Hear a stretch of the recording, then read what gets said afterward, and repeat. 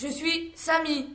Je suis Nourdine. Je suis Shaima. Je suis Candice. Je suis Anas. Je suis Wanessa. Je suis Awa. Je suis Steve. Je suis Youssef. Je suis Sabrina. Je suis Abdella. Je suis Teresa. Je suis Ismaël. Je suis Mohamed. Je suis Sixtine. Tu es Aziz. Tu es un rêveur. J'imagine que tu as souvent rêvé de repartir pour entendre ta langue. Tu es Paulette. Je t'imagine sourire constamment. Tu es Nora. Je te donne des yeux bleus comme l'océan. Tu as perdu ce que tu avais de plus cher. Tu es Aziz. Tu es Aziz. Je t'imagine avec des cheveux blancs, un accent un peu comme moi. Tu es Nora. Tu es Mabruka. Je te vois, forte et chaleureuse. Tu me fais penser à ma grand-mère. Tu es Monsieur Badreddin. Tu dis je suis père, ça me faut grand-père. Je t'imagine grand avec des lunettes et un béret. Tu es Aziz. Le travail t'a usé. Je crois que tu es silencieux. Tu es Sou. Je te crois ambitieuse, forte, battante.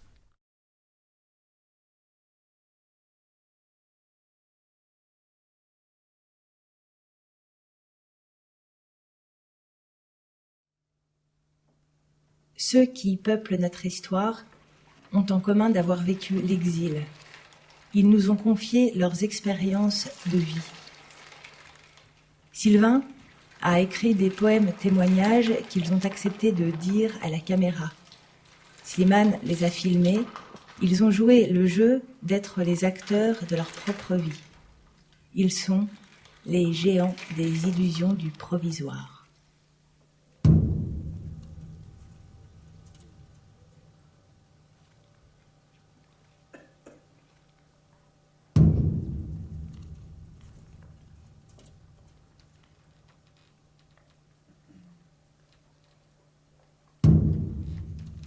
Aux portes d'une grande ville, un quartier en réhabilitation. Des allées sont murées, un immeuble a été détruit, la cité est presque vide. Au centre du quartier, la tour, un chantier. Si j'étais un enfant, j'aimerais bien des fois rester assis et regarder la tour. Elle est très grande. Et aujourd'hui, personne ne peut y entrer. Quelqu'un a décidé un jour de la fermer. Des messieurs sont venus mettre des briques à la place des portes et des planches en bois marron à la place des fenêtres, avec des petits trous quand même, pour que les habitants puissent respirer. Quand je demande à ma mère si c'est les hélicoptères qui apportent à manger et à boire aux gens de la tour, elle me dit arrête tes bêtises. Il n'y a plus personne. Ils ont été relogés ailleurs. Cette tour, elle est vide, à part peut-être les pigeons qui nichent sur les balcons. Je dis, oui, maman, relogés ailleurs. Et moi, je sais bien qu'il y a encore des gens, beaucoup de gens dans la tour. Je les entends quand je dors. Peut-être qu'ils se nourrissent de rôtis de pigeons.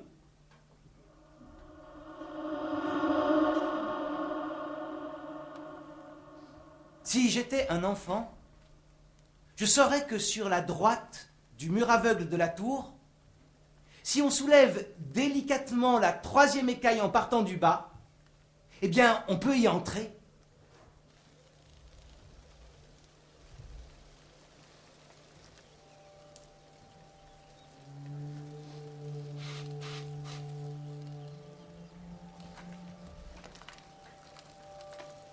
Derrière l'écaille, je le trouve, lui, prince, avec son caddie et ses cartons. Il me dit, attention gamin, ici c'est un chantier. Alors casque et chaussures de sécurité obligatoires. Il raconte, il couche sur le chantier, il arrive toujours vers 19h, à l'heure où l'équipe de nuit remplace l'équipe de jour. Et comme des chaussures de sécurité, il en a. Les ouvriers du bâtiment pensent qu'il est lui aussi un ouvrier. Je lui dis, Prince, avec un nom comme ça, tu viens d'où? La Grenade, la Jamaïque, Londres, Séville, Barcelone, Cadiz, Huelva, Malaga, Vaila, Juland, Aarhus au Danemark, Marseille, Paris, Genève, Lyon, et puis tous les noms que j'ai oubliés. En Espagne, près de Torremolinos, sur la Costa del Sol, qui s'appelait Costa del Viento avant. Je faisais des sculptures en sable sur la plage, des gigantesques. D'abord, il faut choisir le bon coin. Pas trop de vent, pas trop de cailloux dans le sable, pas trop loin de l'eau. Tu creuses un trou. Tu fais une masse comme ça. Tu vas chercher de l'eau de mer, car le sel aide à la solidité. Tu mouilles le sable. Il faut beaucoup d'eau. Tu tapes partout. Tu tasses. Tu caresses le sable avec les mains pour faire la forme. D'abord le corps, puis la tête, les pattes. La tâche la plus difficile, c'est les détails avec un couteau. Mais géant, tu as l'impression qu'il te regarde.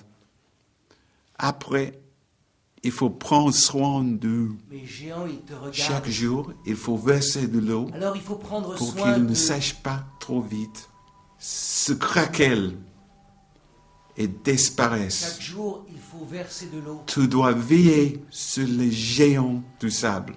Pour qu'il ne sèche pas trop vite. Tu dois veiller sur les géants de sable.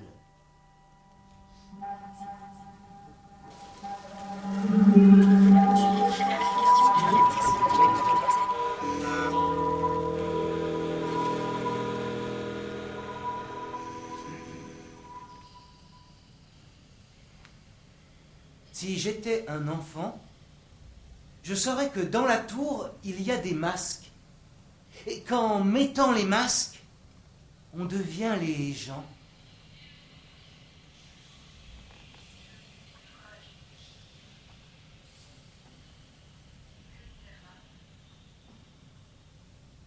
La tour, elle respire.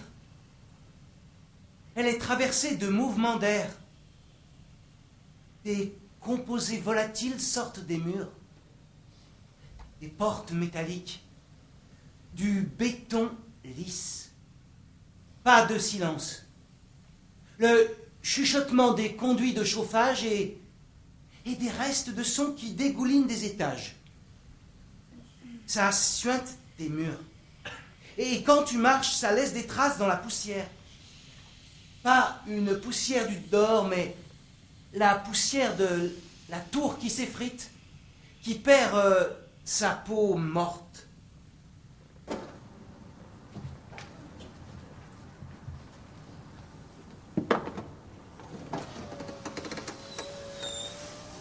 Lydie.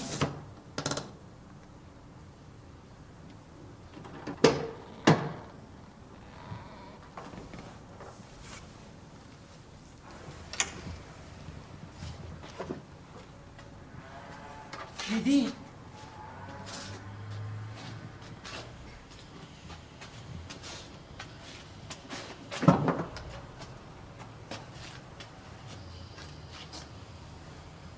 Un jour, mes mains ont commencé à lâcher les objets. Je me souviens très bien d'un plat de lasagne. Puis, je suis tombé une fois, plusieurs fois. Je ne m'en rendais compte quand ma tête cognait le sol. Toujours la tête en arrière.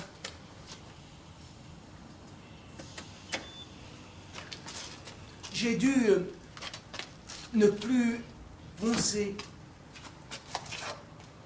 M'arrêter. Apprendre à écouter mon corps.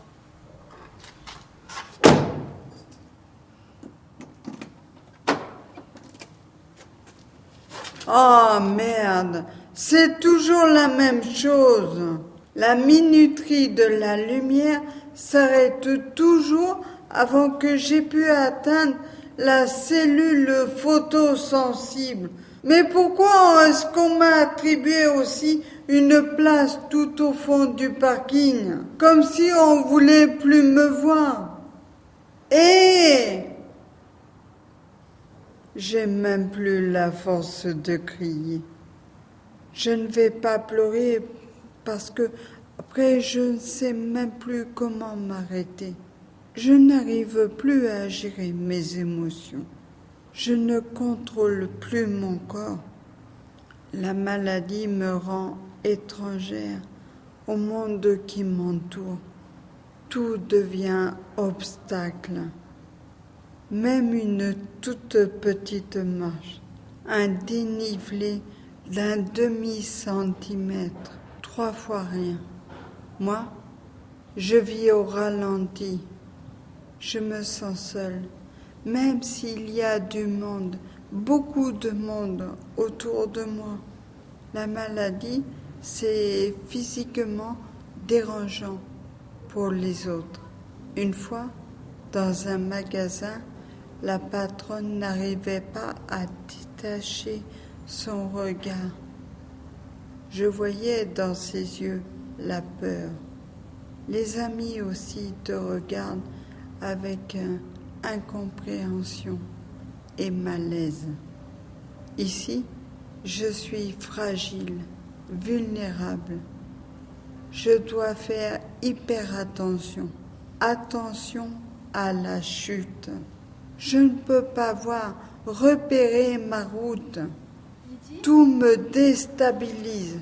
Pourtant, je dois avancer. Lydie? Manel. Lydie? À noir. Lydie? Manel. À noir.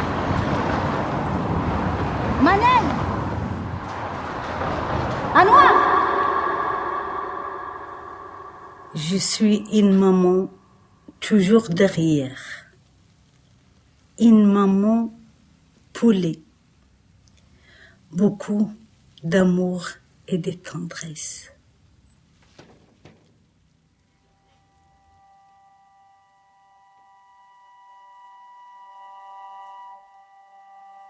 Manel.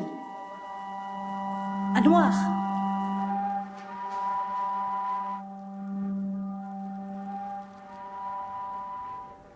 Si j'étais un enfant, le matin au réveil, je sauterais de mon lit, j'ouvrirais les volets et je scruterais le ciel pour voir les hélicoptères. C'est pas facile de voir un bel hélicoptère. Le soleil, il te pique les yeux et tu ne peux jamais voir leurs ailes battre. Le mieux, c'est la nuit, car leur ventre rond et sans plumes s'illumine de l'intérieur. Sauf que moi, la nuit, je dois me coucher. Si j'étais un enfant, je demanderais à ma maîtresse d'école de me montrer sur la carte de France où se trouvent les porte-avions d'hélicoptères qui flottent au-dessus des villes pour surveiller les enfants des cités qui veulent pas obéir à leur maman.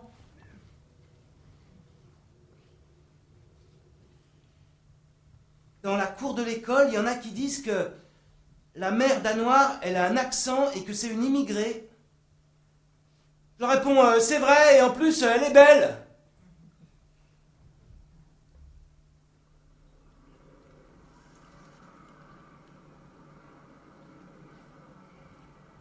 Stop, Slimane. Stop. C'est délirant parce que ce gamin, il me fait penser à mon copain Antonio Dacuna. Oui, Antonio. Enfin, je vous raconte. Oui. Parce que moi, quand j'étais gamin, à l'école primaire, il y avait foot le mercredi après-midi et puis atelier art plastique le mercredi matin. Oui, j'y allais avec mon copain Antonio Dacuna. Ouais, son père, il venait du Portugal et il était peintre en bâtiment. il y avait un truc qui énervait particulièrement l'intervenant en art plastique, c'est que Antonio, il disait pas peindre, mais il disait peinturlurer. Il adorait ça, peinturlurer. Peinturlurer, un mot qui lui venait de son père, le peintre en bâtiment. Une transformation qui énerve. Dans une école où on est censé apprendre la différence entre les verbes du premier groupe et du troisième groupe. Antonio, oui. Où est-ce que tu as appris à parler le français? On dit pas peinturlurer, mais peindre. Oh. Les verbes du premier groupe. Les verbes en ER. Ah ben, venez, vous arrivez juste pour les verbes du premier groupe. Allez, allez, asseyez-vous, prenez vos places. Voilà, et donc les verbes du premier groupe. Voilà, oulala, mais c'est toute la classe qui arrive en retard, là. Oulala, il faut monter là. Bonjour, bonjour. Eh bien, le premier groupe. Allez, allez, on s'assoit. Donc, vous faites comme vos collègues, vous ouvrez vos cahiers. Les verbes du premier groupe. On se dépêche. Manger. Très bien, les verbes en ER, comme manger, jouer... Immigrer. Immigrer, très bien, Slimane. Oui, oui, oui. Chanter. Chanter, bravo.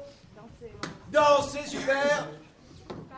Parler, très bien. Sur le premier groupe, vous êtes très fort. On passe au verbe du deuxième groupe. Attention, les verbes en IR, comme finir, dormir, trahir, envahir, alors, Mourir. punir, Mourir. Mourir. mourir, interdire, oui, et... Rire. Mais non! Pas partir, pas courir. Ça, c'est les verbes du troisième groupe. Le groupe des verbes compliqués. Justement comme peindre, aller ou revenir.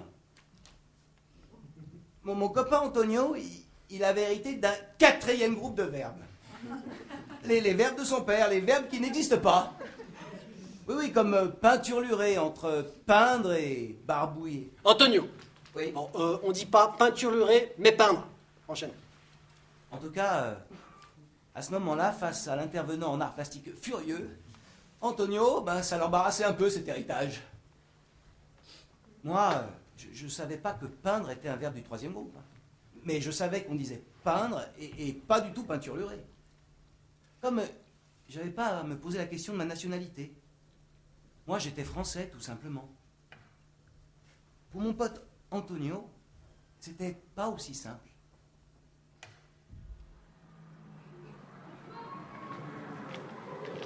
Je suis née à la maison, dans un petit village au bord de la mer, Cap Aoukas, le cap du requin, une grande maison où vivait toute la famille.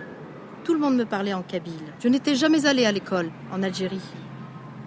Et le 17 septembre 1975, je me retrouve là, à Rieux, dans une école primaire, une classe d'adaptation. Je ne parlais pas un mot de français. J'avais l'impression d'avoir un temps de retard par rapport aux autres élèves. Ma timidité de petite fille, c'était la peur de mal dire. Des fois, les mots butaient à l'entrée de ma bouche. Je préférais me taire.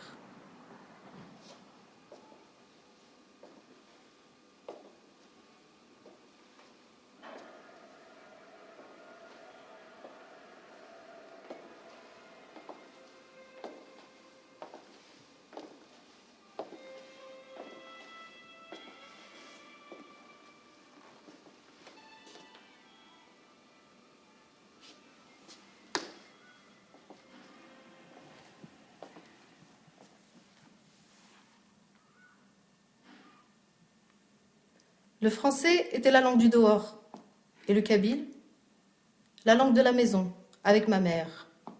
Mais même elle trahissait. Elle parlait moitié-moitié. Elle commençait ses phrases en kabyle et les finissait en français. Et de toute façon, les mots de liaison, c'est toujours en français. C'est ce qui sert à donner un sens. Alors, car... Pourtant, En fait,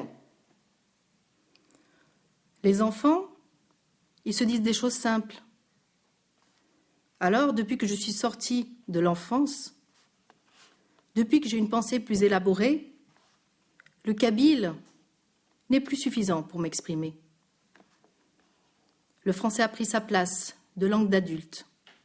Pour la littérature, pour le rêve, pour l'amour, ce ne pouvait être que le français. Ben moi, à l'école, Sylvain, dans mes classes, il y avait un truc qui se disait pas. Qui se disait pas, mais qui planait dans l'air, qui semblait chuchoter que les poux n'étaient pas français.